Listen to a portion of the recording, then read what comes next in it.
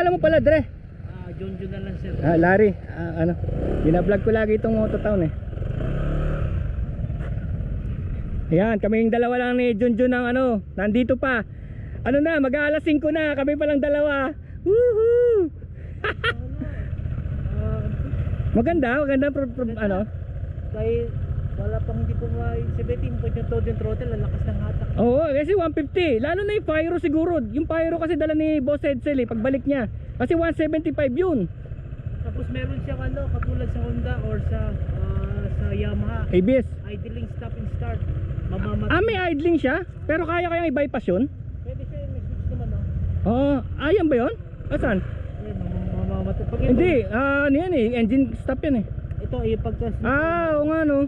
Kasi 'di ba sa Yamaha sa Honda yan. Oo. Pero sila niya pag within 5 seconds. Oo. Mamamatay yung makina. Para makatipid ano? Malakas ang hatak niya. Kumusta yung mga switch? Ano tong enter? Dito yun, para sa menu ng TFT-LCD. Ayun. Ito yung sa... Ang ganda ng switch no? Kung sa switch lang ang ganda. Teka ito. Yung busina ay maliit, mahina pa yung busina. FI siya, tapos may idling stop. Tapos yung QJ no? QJ Tech. Ibig sabihin yung FKM konektado sa QJ Tech. So maring next year papalitan nila yung label niyan. Mawawala na yung QJ Tech. Magiging Fecon na MPX. Yung gulong okay no? Tsaka yung mga gulong niya, mga dual ano na eh, dual sport. Palit tayo, sakay mo isa. Hindi ka pa sanay sa manual. Nag-aaral pa lang ako. Pwede pa pasok naman sir. Sige. Tapos sakyan mo rin yung ano, yung 400 para sakay lang. Para mild vlog mo lang. Sige. Teka, dito ako kaya nakaharap para makita yung ibang model. Yan. Okay. Ready? Okay. Ready? 1, 2. Sandali, asa pa. 1, 2. Isa pa. 1, 2. Sandali, asa pa. 1, 2. Okay. Hindi ako na, sakyan ko. Ito center ko. Sige. Nahawak ko. Ito. Yan. Ay, namatay pag binababa yung ano. Wow. Meron doon siya. Kasi halos pares nga sila ng Honda Click. Hinazard mo ba? May hazard ba to? Ay, grabe. May hazard siya. Nakahanapin. Ngayon, anong gagawin ko para masindihan to? Yan, itas mo yung side stop tapos ipahawa mo siya. I-press mo yung lever. So pag di mo pinrush yung lever, wala. Tapos ito, preno lahat to? Ito likod. Likod to. Harap. So wala nga pala tong cambio no. Ako naman ang hindi sanay sa scooter. So hindi sanay sa may clutch, ako hindi sanay sa scooter. My God. Pero alam ko ito maganda sa endurance kasi wala ka ng clutch problema. Ito maganda sa endurance talaga. Takbo ka lang ng takbo. Tsaka siguro kung tatakbo ka na 1,000 km, siguro sanay ka na. Masasanay ka na sa kanya. Ang ganda, napaka smooth naman nito. Grabe naman to.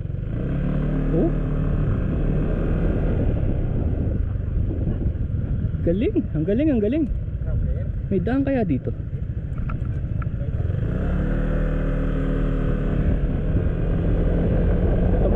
Automatic to, huwag kang magkakambyo, automatic to. CBT.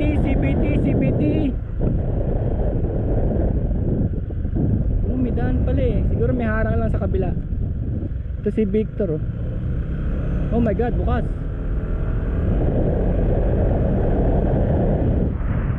Victor! Parang may hagdan sa loob si Victor. Oh my God, sarap pala ng scooter Wala ka nang iintindihin, andal ka lang may delay ayun Tsaka yung engine brake, hindi mo kontrolado yung engine brake, pero hindi siya stressful. Tapos may wind guard pa. Hindi siya nakaka-stress 40.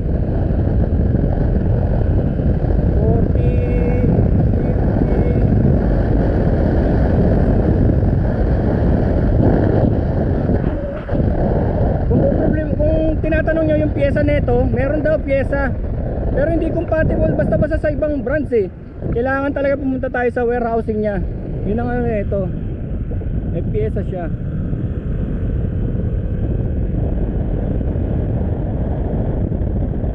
Mas ginagamit kong preno, harap lang lakas eh. Ang lakas niya. MTX 150. Ang presyo nito, sa pinstripe na lang natin tanungan, hindi ko na ano yung presyo, pero mura to. Grabe to mga motor na to, sobrang mura. Kaya magdududa ka eh. Kasi di ba lagi natin iniisip quality goes by the price. Meron pang tapakan dun, oh, yan oh. Kung gusto mong, wow, pambiyahe talaga, anak ng, ayan oh. Problema ko yan sa ano eh, problema ko yan sa decluts eh. Wala akong tapakan, oh, wala akong lalagyan ng paa ko, pero ito oh, grabe oh. Para tong PCX, men, parang PCX. Grabe to. Parang PCX to.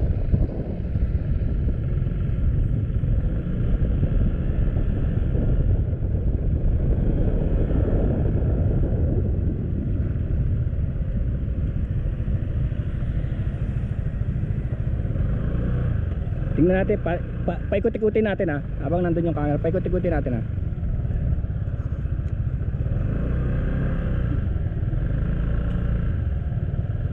Wow, napaka-responsive. This is a scooter ha. This is a scooter. Hindi na ako nagka-clutch nito ha. Walang clutch to. CVT to. CVT to men.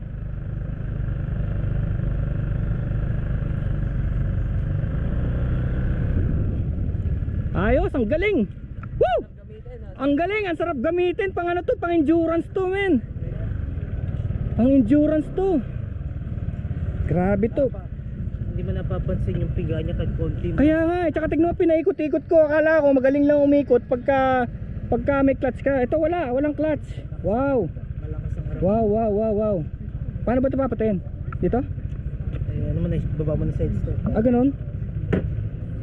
Pero kailangan mo pa rin patayin dito, no? Dito. Ayun. Ito seat? Ano seat? Ah, bubukas yung seat. Tignan natin yung seat ah. Fuel. Ay, kailangan buksan? Wala oh. Kailangan buksan? Eh, asa na susi nito? Ano to, remote control? Remote control. Oh my God. Boss, remote control to? Wala na susi? Wala na sa susi? Achilles! So magkano to, maalala mo kung magkano to? Nasa 135? 135, wow. May secret ah. Secret compartment ah. Pero hindi nyo sinadya yan, nagkaroon lang. Ah, tinambak nyo lang dyan. Pwede pala maglagay ng ano doon, ng tubig o ano. Kasi may charger dito, alam ko may charger something. So ito yung gas.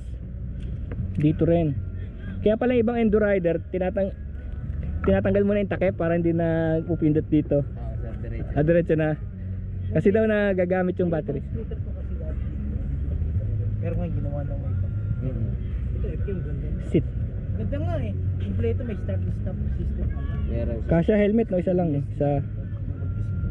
Ganda ng quality oh. Hindi mo rin maano kung Baja o Honda o ano, Malaysia, Indonesia.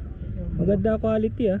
Pagka naglo-long ride ka, eh, marakasya na yung mga kahit ka na magdala ng Ay, bag eh. nag-i-stand mag-isa? Wow. Ayan oh. Ayan oh. Lagay mo lang dyan eh. Nagamit mo lang sa kanan. Bigla akong nagkaroon ng interest sa scooter ah. Iba na pala scooter ngayon. Ganda ang remote niya. Ah, ayan ang remote. Ayan oh, tignan niyo ang ganda oh. Ito maganda malaki. So sa ganung presyo, magkano natipid nila kung papasok kung ang kalaban nito yung ibang brands no? Siguro mga 35. Nasa ganun sir. Sa lahat ng brand no, mga 35. Opo. Oo.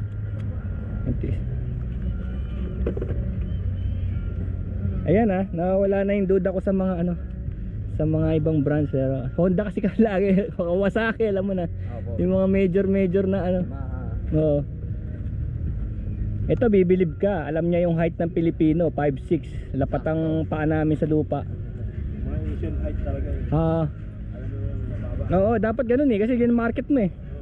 Pagka Asian, alam na ano yan, 5'4". Oo, dapat. Kasi ang nangyayari kasi, lalagay nila sa standard na ano, na height, tapos biglang ang mga Pilipino, bababaan pa, gagawa pa ng paraan. Lower sila. Chachap-chapin yung sa shocks. Ganun pa, lalagyan pa. Adjustin pa yun. Oo, kaya nasisira yung original niyang dating. Eto, ewan ko lang, may narinig ako tug-tug-tug. Ewan ko kung saan galing yun. Parang may play. Ay, hindi, wala naman. Connected pa kasi ito. Break-in pa nga eh. Kasi tsaka baka yung gasolina niya panis na. Kasi hindi nalagyan ng bagong gasolina. Yung gasolina nito panis na, yung nandun pa sa pinagmulan niya. Pero kung sa hatak kung hatak. Kaya nagulat ako sa scooter. Sarap pala ng buhay sa scooter. Ngayon ko lang nalaman talaga na meron silang pros and cons. So may pros and cons. Kasi relax ka na. Relax. Yung pag-gear change mo is yung CBT. CBT, oo. Depende sa speed. Oh. Kaya nag-adjust mismo. Ito kasi parang old school eh. Parang pakiramdam mo na doon ka sa panahon ng 60s na meron kang clutch na blood and guts, no? Talagang puro tornilyo, bakal, ganyan ang pakiramdam ng mga old school eh. Classic. Parang gusto mo maramdaman yun, mga gauge, hindi digital. Talagang maghihirap ka, di ba? Analog pa. Analog pa. Ewan ko, digital na yata ito eh. Ay, analog oh. Pero may digital, so analog with digital yan. Ano lang to, RPM lang to. Oo. Parang yung akin yung kinabit ko. Ano pa kaya pwede nating ano